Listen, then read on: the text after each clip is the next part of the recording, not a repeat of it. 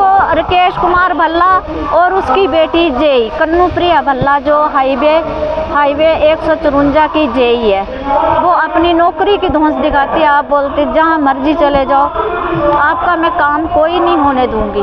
मैं राइटिंग खुद की है, अगर खुद के साइन है तो फिर एफआईआर क्यों नहीं दर्ज कर रहे हैं? उनके अगर बात की जाए प्रेमलता भल्ला की, तो हमारे घर में घुसकर तोड़फोड़ की है, हमारी पाइपें तोड़ने की कोशिश की है। और हमारे प्राइम मिनिस्टर मोदी साहब जी हैं, तो उनसे हम हाथ जोड़ के विनती करते हैं कि सर इन मामलों को जो है गंभीरता से लिया जाए। जो आप कहाँ से आए हैं और क्या प्रॉब्लम है आपकी?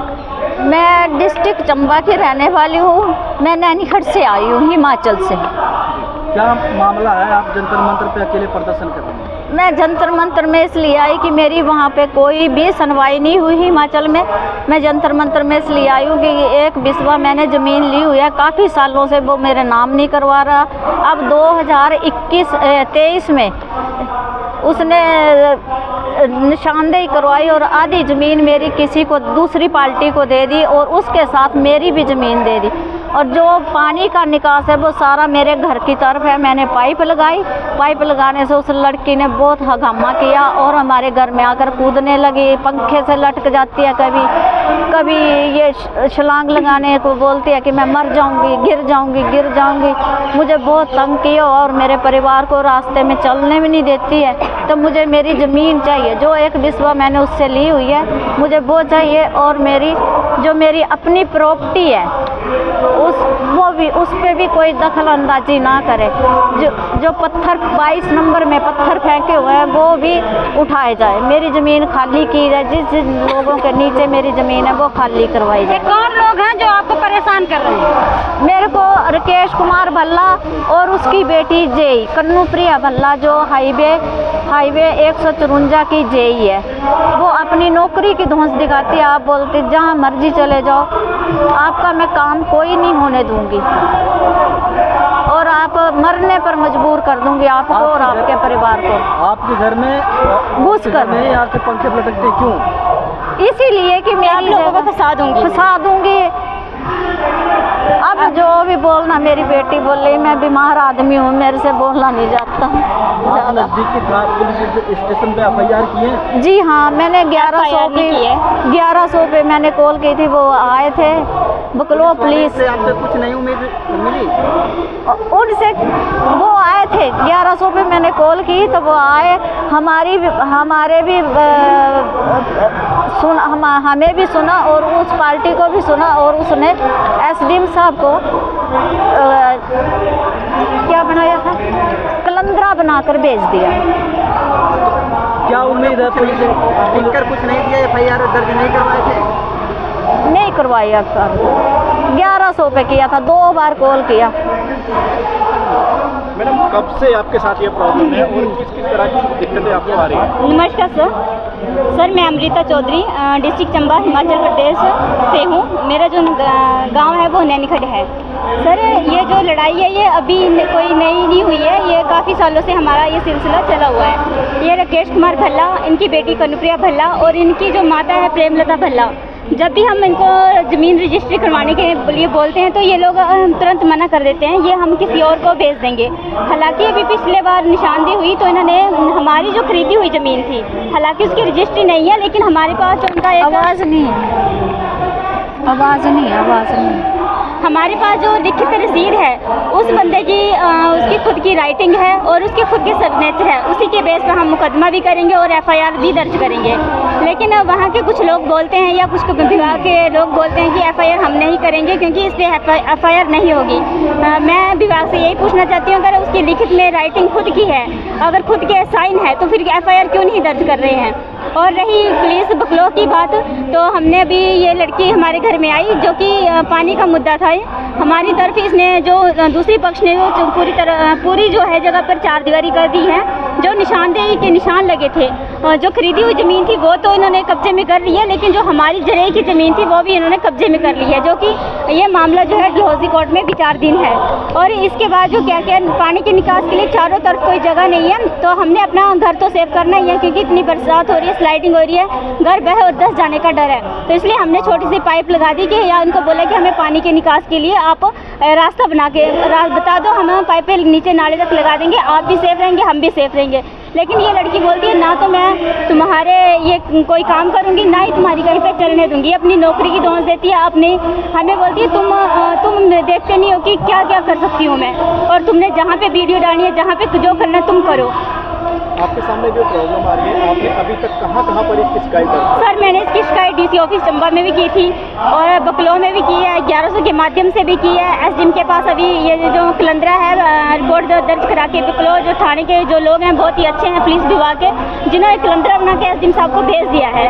और अगर बात की जाए प्रेमलता भल्ला की, तो हमारे घर में घुस कर तोड़फोड़ की है, हमारी पाइपें तोड़ने की कोशिश की है गुंडागर्दी के रूप में, और उसकी जो वीडियो है उसकी बेटी की, और उसकी वीडियो में आप लोगों को दिखाऊंगी वो। अभी आपकी माता बोली है कि वो घर में आती है, पंखे से लटकती हैं और छत से कूदने की कोशिश करती हैं, आखिर क्या कारण है, क्यों? मैम ये इसका कहना है कि मैं पंखे से लटक जाऊंगी, लटकेगी नहीं, मरेगी नहीं, ये तो मुझे विश्वास है। ये एक ड्रामा रचती है, क्योंकि नेशनल हाईवे की जाए, ये तो कम तो ये भी नहीं है। तो ये इस तरह की हरकतें करती है कि मैं इनको डराऊंगी धमकाऊंगी, ये घर छोड़ के चले जाएंगे। लेकिन हम घर छोड़ने वाले क्यों जाएं? अगर मेरी मम्मी के आपको मैं कुछ डॉक्यूमेंट्स बताती हूँ, 1 मिनट आपको मैं कुछ डॉक्यूमेंट बताऊंगी, जिसने 2008 में जिस घर की इसने कंप्लेंट की है 1100 नंबर पे, अभी हमारे घर में पटवारी छानबीन करने के लिए आए थे, और इसने पंचायत वालों को इन्वॉल्व किया था और कहा था कि जो उनका घर बना है वो पंचायत की ज़मीन में बना है, आप इसकी पूरी जांच की जाए। और मैं आपको बता दूं कि इस ज़मीन पे जो मेरा 17, 20, 22, 3 नंबर है, ये जो घर बना है ये हमारे पुरखों के समय का घर बना है। इसमें 4-5 पीढ़ियाँ रह चुकी हैं, 150 साल पुराना, 150 साल पुराना मकान है। तो ये जो झूठी अफवाह फैला रही है, हमारी बदनामी कर रही है कि ये सरकार में मैं बुलडोज लगा के दे दूंगी, बस मतलब कुछ भी धस दूंगी। पहली बात है बुलडोजर ऊपर आएगा नहीं, क्योंकि हमारा थोड़ा जुअर है, थोड़ा ऊंचाई की तरफ है। तो इस तरह की ये धमकियां देती है, और मैं ये अपने पूरे हिमाचल की सरकार और दिल्ली की सरकार से इसलिए हमें दुखी होकर आए हैं कि इस तरह की ये नौटंकी करती है, गिरने की कोशिश करती है, कभी मरने की धमकी देती है, कभी हमारे रिश्तेदारों को फ़ोन करके बोलती है कि इन लोगों को हमारी हर जगह बदनामी करती है।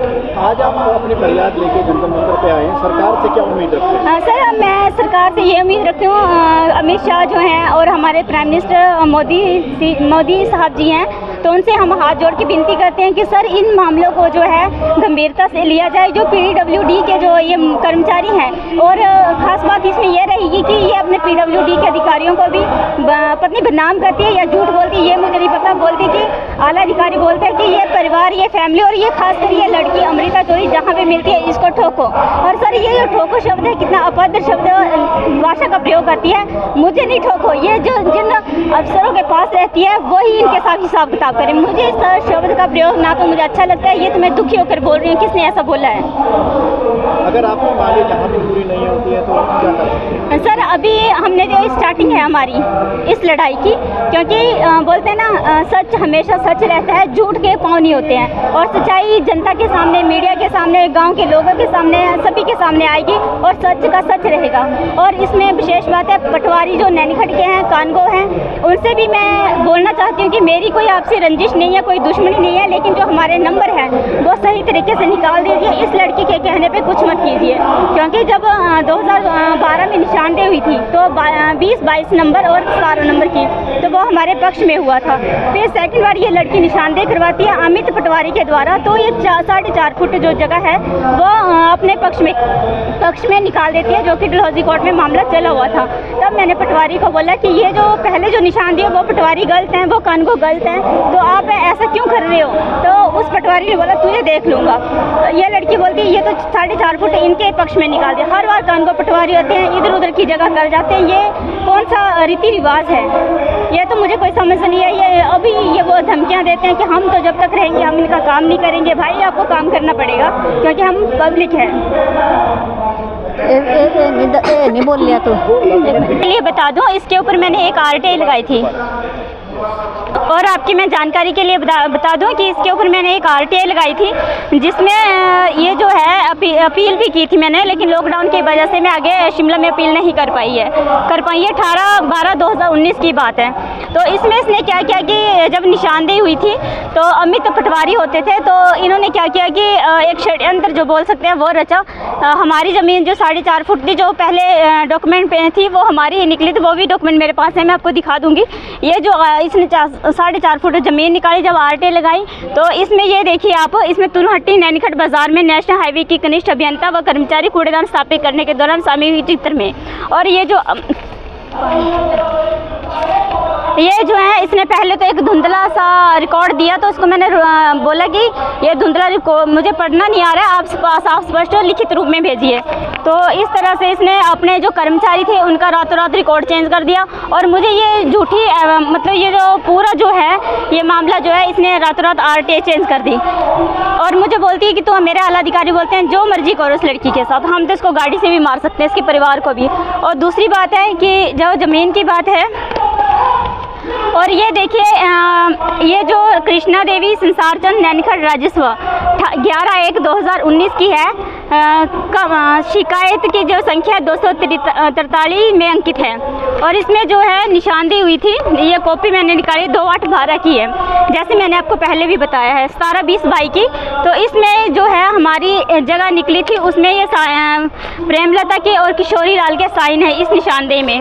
और जिस घर को हमारे बोल रही है कि सरकारी पंचायत घर का कब्जा किया है, सरकारी ज़मीन पे कब्जा किया है, वो मैं आपको बता दूं कि पंचायती राज विभाग ने कार्यालय पंचायत समिति के अंदर नैनीखट विकास खंड भटियात जिला चंबा, उसमें प्रमाण पत्र है कि प्रमाणित किया जाता है पंचायत अभिलेख रोकड़ वही मापन 14796 अनुसार मध्य मनरेगा के तहत निर्माण भू संरक्षण कार्य नज़दीक लाजो घर कार्य वर्ष 2007-8 में ग्राम पंचायत नैनीखट द्वारा करवाया गया। जो हमारा डंगा लगा है 22 नंबर में, बस प्रधान के जैसे मनरेगा में काम होता है, प्रधान के तहत एक डंगा लगाया गया था, उस घर को भी ये बोल रही मैंने तोड़वाना है। और ये मैंने इसके कई ये एप्लीकेशनें दी हुई हैं मैंने इनके नाम की। और सबसे खास बात इसमें रहेगी रसीद नगद प्राप्ति। इसमें जो है राकेश कुमार भल्ला ने खुद की अपने हैंड राइटिंग से, और यहाँ पे उसके साइन है, ओरिजिनल साइन है, लिखा है मैं राकेश कुमार भल्ला पुत्र स्वर्गीय श्री पृथ्वीराज भल्ला ने श्रीमती कृष्णा देवी बबली पत्नी श्री संसारचंद से 20,000 रुपये नगद वसूल पाए। यह पैसे मैंने एक बिस्वा जमीन के बदले में लिए हैं, जो कि पंचायत घर के श्रीमती लाजो की देवी पत्नी श्री सुनाको राम के घर के साथ लगती है। इस जमीन का 23,000 में सौदा हुआ है। शेष बचे 3,000 रुपये जुलाई माह में दिए जाएंगे। सरकारी कार्रवाई हम मिलजुल कर आपस में कर लेंगे। इसके जो गवाह हैं, जो मैं गवाहों का भी नाम नहीं लेना चाहती हूँ। और राकेश कुमार भल्ला की ये देखिए आप नज़दीक आके देखिए, राकेश कुमार भल्ला के साइन, और मैंने इसको मैच भी किया था, ये मैच होते हैं RK भल्ला। और इसकी और ये मैंने रिसीव भी करवाई है, जो मैंने DC ऑफिस में कॉपी दी है, ये देखिए। और इसमें आपको मैं ख़ास बात बता दूं, हाँ, ये जो इसने निशानदेही करवाई 23/9/2019 में। चलो जी भाई, निशानदेही का काम ख़त्म हो गया, जो मिली भगत थी वो इन्होंने कर दिया। अब इनका क्या काम था ये देखिए, फुली सेटिस्फाई। जब ये राकेश भल्ला कुमार या कनुप्रिया भल्ला या प्रेमलता भल्ला के परिवार से कोई निशानदेही करवाता है, तो वो जो पटवारी कानगो है, ना तो वो उनके आलाधिकारी है, ना तो वो किसी प्रकार से राकेश भल्ला उस विभाग से संबंधित है, लेकिन फिर भी लिख रहे हैं फुली सेटिस्फाई। ये क्या मतलब हुआ कि एक सरकारी ऑफिसर को पटवारी कानगो की यहाँ पे लिख रहा है कि फुली सेटिस्फाई। ये भी एक मामला है। ये खुद शाबाशी दे रहा है, खुद ये जगह निकाल रहा है। ये तो 2 नंबर का कि 420 का काम करते हैं। और ये देखिए, मैंने जैसे कि आपको बताया था, जो मैंने पहले डॉक्यूमेंट बताया 17/20/22 वो हमारी जगह थी। जब मैं अमित पटवारी ने जो रिपोर्ट डाली है, तो ये 4 पिलर जो थे इसमें 4 फुट जगह जो थी 4-4.5 फुट और राकेश कुमार भल्ला में निकाल दी गई है।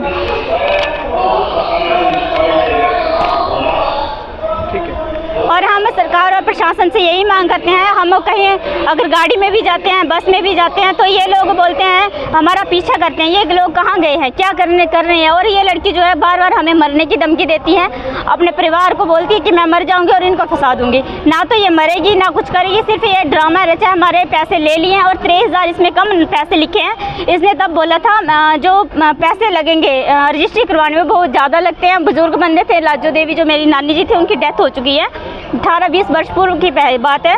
तब इन्होंने कहा था कि पैसे ज़्यादा लेंगे, इसमें हमने कम पैसे लेंगे, हालांकि इन्होंने हमें कीमत से ज़्यादा पैसे ले लिए हैं। और हम सरकार से हमें ये निवेदन है, हमें पैसे नहीं चाहिए, हमें एक बिस्वा जो ज़मीन है वो पूरी करके दें। अब हम लड़ने पे उतारू हैं, अगर यहाँ पे हमारी सुनवाई नहीं होती है तो हम और आगे जाएंगे और PWD के विभाग में भी इसके ऊपर CBI की जांच बिठाएंगे।